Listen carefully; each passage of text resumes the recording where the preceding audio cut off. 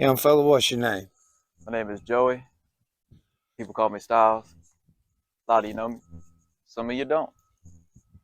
Joey, where'd you grow up? I was born in Gastonia. Grew up around Kings Mountain and Shelby. Moved all over the place from Oklahoma all the way out back through Charlotte, Lincoln, Virginia, Atlanta, all that Your, good stuff. your mom and daddy alive? Yeah, my mom and my dad, You got brothers and sisters? brothers and sisters, they're alive and great. You got kids? No, sir. Tell me your favorite childhood memory. Hmm. Favorite childhood memory. Hmm. There's a video I got of me. I was probably 6 years old in a park peeing on a tree. My mother asked me, she's like, "What you doing?" I was like, "Peeing on a tree." I'm talking about tidy whities around the ankles, just classic picture of standing against a tree peeing. Are you in recovery? Not anymore. I've actually done my recovery time, more than at least 4 years of my recovery time. What was your drug of choice? It wasn't necessarily a drug, it was a traumatic brain injury diagnosis. Of, Tell me about that. uh, I was helping my mother move and just fell asleep at the wheel, hit a tree going 80. Woke up 2 weeks later, uh, flatlined several times. Right leg came completely off my body, lungs collapsed, brain swelled for 2 years, all that good stuff. Being on the run from the law. What was you running from the law for? Uh, in the time my family needed some money, your neighborhood drug dealer paid me 10 grand to beat up a man that robbed him. And they gave me armed robbery. 2 years later, I went to trial, mistrial to conspiracy, beat 15 years and got 5.5. So you wound up in prison doing prison time? Yes, sir. Can you tell me about it? It's hard to really talk about prison and makes people understand it, because even though I was prepared to go, I wasn't prepared for what I had to go through. Uh, just say for 3 years, I cried alone every day for those first 3 years. Prison is a place where there aren't any smiles. You have to create them. And they say it's correction, but the only correction you have is what you give yourself, because them people in there don't care about you. And there are some good people, and there are some great men in there. It's people that don't deserve anything that they have to go through. But all I know is when I was thrown in a hole with nothing but God in a pen, I found out who I needed to be and who I really was, actually, and who was with me and who wasn't, what worked in my life and what didn't. I had to live years uncomfortable because I knew if I would have just adapted to everything, I wouldn't be able to learn anything. And I love my family enough to know that if I didn't change, it would drag them along with me. Because that's one thing that you don't realize, is that those who actually do love you are doing that time with you. Like, I mean, I almost caught a body from an assault charge and almost spent life in prison, but was lucky enough to not have that. And you are who you hang with. Like, if I would have never been hanging around the people to where I knew the connections I knew, that would have never been brought up to me. And I'd have figured something else out. And I grew up like, I host showcases, I rap for a living. Actually, when I caught that charge, I made my first bond. My boss man became a child molester and lost his company, and I lost my job. So I had one paycheck left to finish paying bonds or to do something else. And my boy was like, yo, here's a rap contest. Do that. So I threw everything I had, last little bit, at 1 second, and took off and ran for 2 years, doing shows. I've been on Power 98, Keep It to Sweep It. I've done shows with OG Boss Tech, Big Lean, 1045, Nappy Roots. Um, it's been a heck of a life. I tried to die. I remember being in East Atlanta, talking the most craziest thug stuff you would never expect to hear, and hoping somebody would get mad and shoot me, but instead they fell in love with it. And like, I realized, man, that I have the power to influence and speak to people and grab the attentions of crowds when other people can't. And so it was after my first year in prison, I realized I wanted to use that talent to help reach people. And since I do things in my community, I could be the one, to take people out of the streets and put them where they want to be, or where they something better, at least give them a different outlook on life. Even on the run, I did a show for the 4th of July fireworks show at Kings Mountain, had to sit in front of the city council, present lyrics and everything, and helped raise over $100,000 for my community, and they didn't even know who I was. Those were the things that were important to me when my back was against the wall. None of this, none of the drugs, none of the women, none of the money, none of this and that. It was just living my dream and living every day like I was about to die, because I definitely wasn't granted anything else. And that started the whole spark of me knowing exactly who I was and my worth. So when I went to prison, I even got stabbed and put in the hospital because I couldn't give extra t-shirts out. But there's so much hatred in a place like that. By the fact of me coming out and feeding those same people showed so much love and so much care that no one else really, that you don't see every day. And it stopped a lot. It takes stereotypes and stigma away, and it put me in a great position to where people with power and influence listen more and more. And right at the end of my bid, I met a man. Shout out Keith, BMF boy, love you, man. Can't wait to see you. This man brought his own peer support class from the feds and asked me to host it with him, and so we would for at least 6 months. And being able to speak in front of those type of people and have them literally come together instead of hating each other from all kinds of gangs to cultures to religions to races to anything else, like everybody just coming together as one and sharing experiences and trying to overcome the oppression that we're put through every day, that showed me that I can actually make a difference. Everything that you believe you are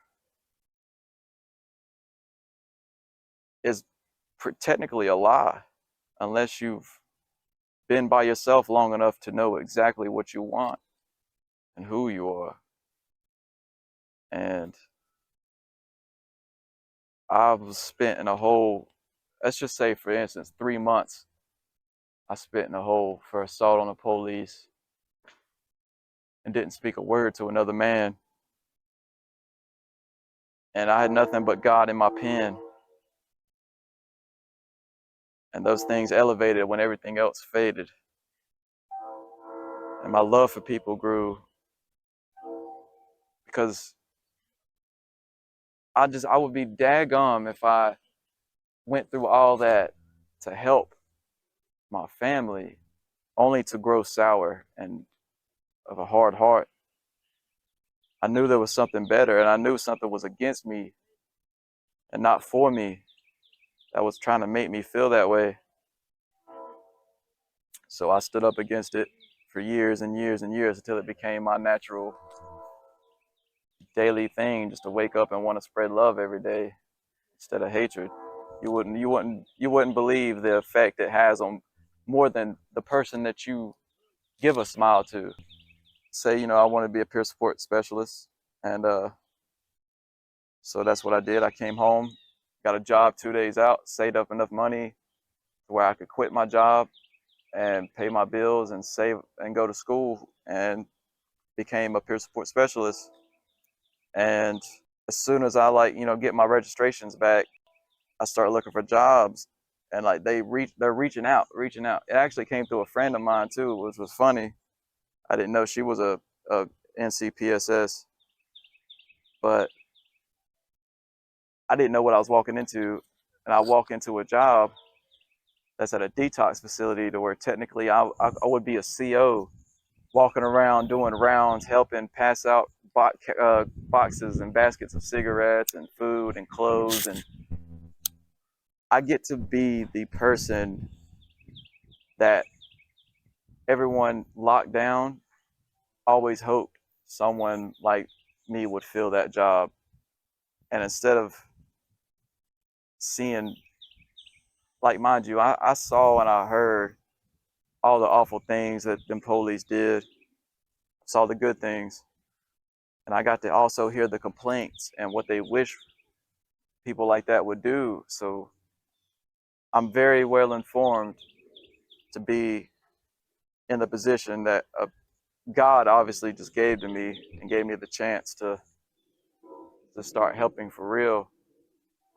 And I'm stoked on it. Like it's every single one of them tears, every single hardship I went through, every single prayer, man, it was answered and given to me.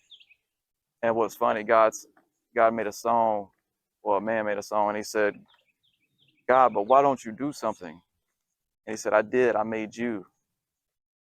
So I'm gonna get out and I'm gonna do something and try to let everybody know that they can do it too. I used to work at the clothes exchange. Mind you, prison, I'm bald, right? People think I'm racist. It is what it is. Uh, I used to like say you come through in a line, you give me your dirty clothes, I call out how many you give me, and the guy gives you clean ones. Some days I couldn't give you extras, some days I could. On this particular day, I couldn't give out extras. And the dudes get mad because they think I'm racist as well, and they try to jump me. And so I beat up both of them, and they are gang. So they come back 4 deep and stabbed me half to death. And so I went to the hole. I got 12 staples in my head, broken hand, no surgery. I sat in a hole for about 2 weeks before, I wouldn't snitch, can't snitch. That's against your life, your safety. And police actually got mad at me and would try to send me in the block to scare me with 3 of the dudes that did it. And so I went down, cast on everything else, staples still in my head, like. And I went to the block, and everybody starts raising hell. And then a dude comes up, he's like, "Listen, we got a bunk back here." Well, the officer tells the Sarge comes down. He says, "No." He said, "Either you go in that block or you go to closed custody and sit in the hole for 6 months." So I told him, I said, "Knowing there's a bottom bunk open," I said, "you're denying my safety and sending me in there." And he just smiled at me. And at that point right there, I realized that I was alone. But see, what's crazy is love overcomes everything. Respect comes everything. And them dudes saw what them people were doing to me. And they allowed me to come in, and we squashed our differences. We slept beside each other. Really, everybody's scared that somebody gonna get stabbed in their sleep. But at the whole time, I'm just sitting there praying that they know that they're loved, and that, like, it was just all misunderstandings, and that we're all in the same boat. I used to not hang around dudes like that. I grew up with a house full of women. I was the alpha. I was everything. And I learned real quickly in prison that you can't beat everybody. So who you can't, you got to learn how to move around. And that goes with everything in life. You move around the things that you can't change, because there's no sense in stressing over something you have no choice in the matter. Tell me about your music. Where's your inspiration come from? Man, my inspiration just came from my life. Uh, I fell in love. I remember Cream by Wu-Tang was actually the first beat that I heard that made me want to start rapping. I was like 16. And as soon as I started, I never stopped. And one of my friends, rest in peace, Pope, love you, boy, he actually he used to record all of our skate videos and hit me up one day, was like, yo, I'm promoting shows. You want to start rapping? Yeah, of course. And he showed me how to promote shows, and we got in, and I fell in love with it as soon as they started cheering for me.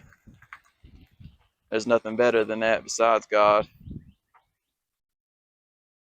But yeah, my music's my life. My music's what kept my sanity in prison. I'm talking about every time I'd wake up, any emotion, I've learned how to bleed every emotion through that.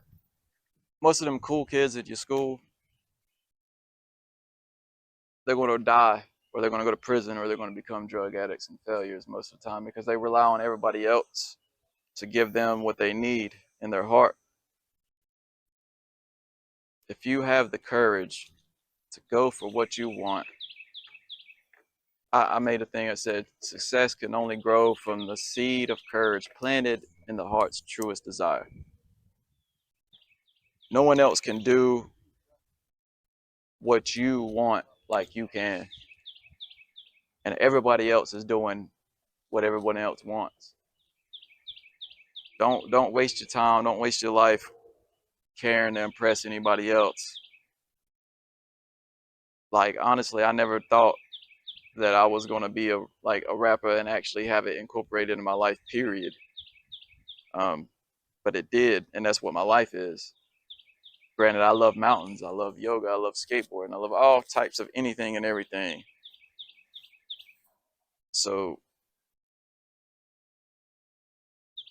and just like I came home, and after my car wreck, I can't physically work like that for long periods of time because it breaks my body.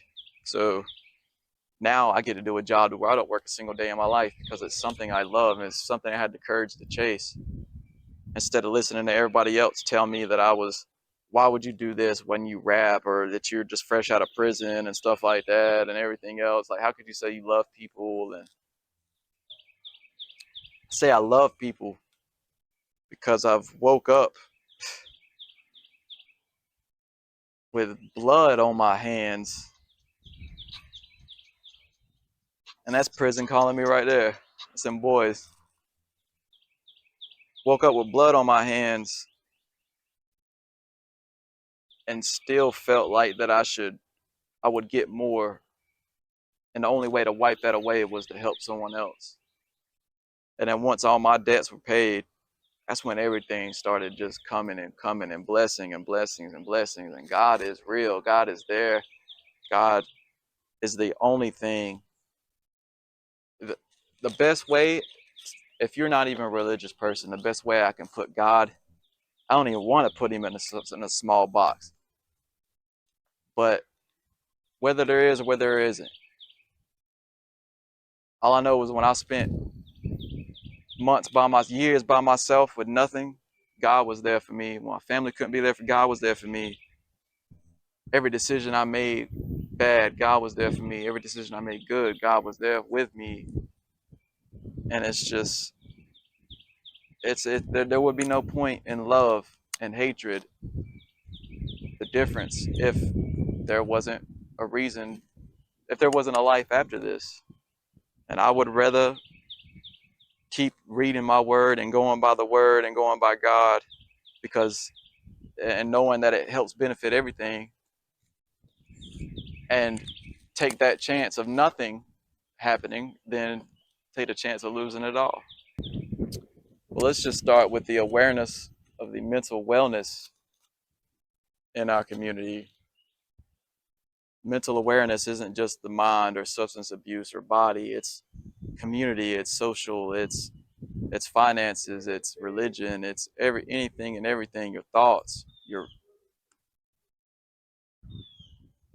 you have got to find what it is that you are happy with and comfortable with, that makes the people that love you truly proud of you, and God, but like, you've got to do these things in order to find out where you need to be, or you're not going to get the best benefits of what you put the work into. Money and everything else don't matter. Money and all that, nothing matters but your happiness and the happiness of everyone around. And that just really only comes from love. So love first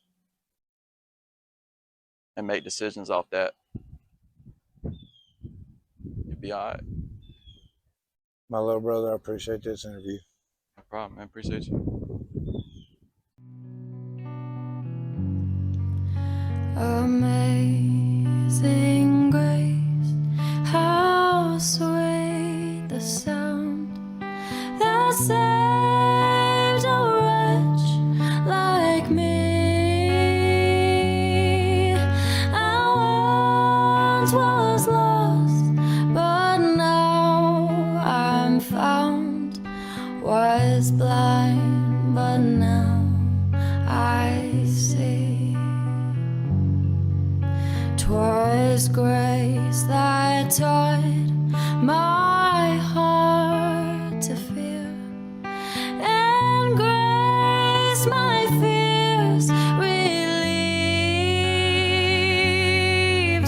How precious did that grace appear the hour I first believed.